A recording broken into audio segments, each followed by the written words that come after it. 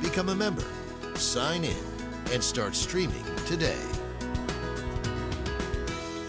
It's time for a very favorite part of the show, Disgrace of the Week. And as always, Ms. Calhoun, please start us off. Just drove past it on my way here.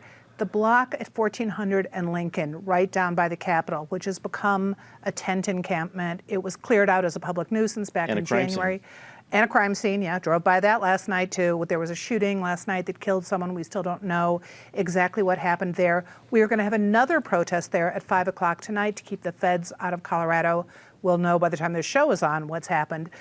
To clear up what I said to Eric a little bit, I'm not saying some protests are good politically. I'm saying they're good if they're effective and they are not harmful. They might be irritating, but a good protest gets the message across effectively.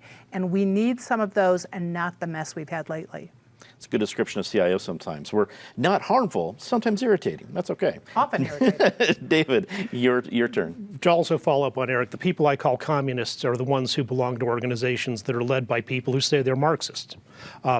But my disgrace is Andrew Cuomo, the governor of New York, who said that bars and taverns have to close, have their businesses destroyed, unless they serve substantial food. And according to his definition, substantial food could be a cup of soup, but if you have a dozen chicken wings, that's not substantial food. This is an example of the arbitrary and capricious behavior of him in the emergency that has destroyed lives and livelihoods. And sadly, Cuomoism is a widespread type of problem in this country right now.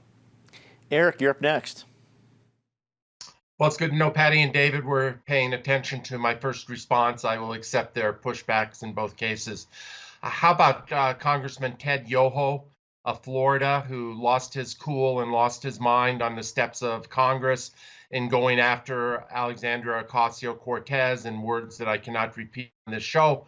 I'm not a huge fan of AOC in many respects, but that kind of incivility is all too emblematic of our political age right now, and it starts at the top.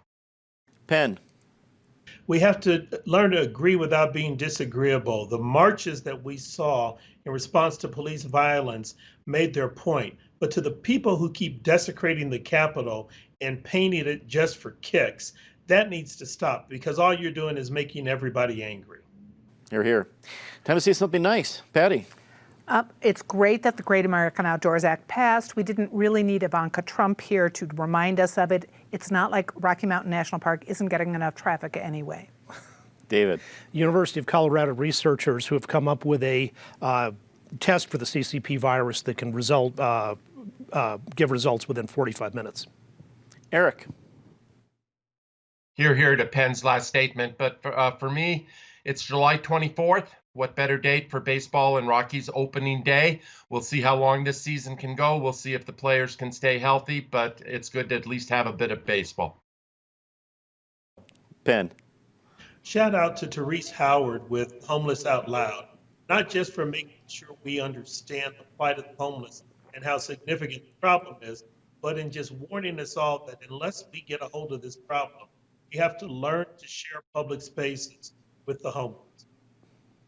And I would end with this. I don't profess to have any sort of wisdom any more than the next person, but in seeing all the different news and the different stuff and even glancing at any sort of social media feed, I think the advice that I can't ever remember ever being bad one being just take a deep breath. Wherever you're at, whatever you're looking at, a grand Colorado sunset or a frustrating, mind-boggling news feed on your phone, taking a deep breath is never a bad idea.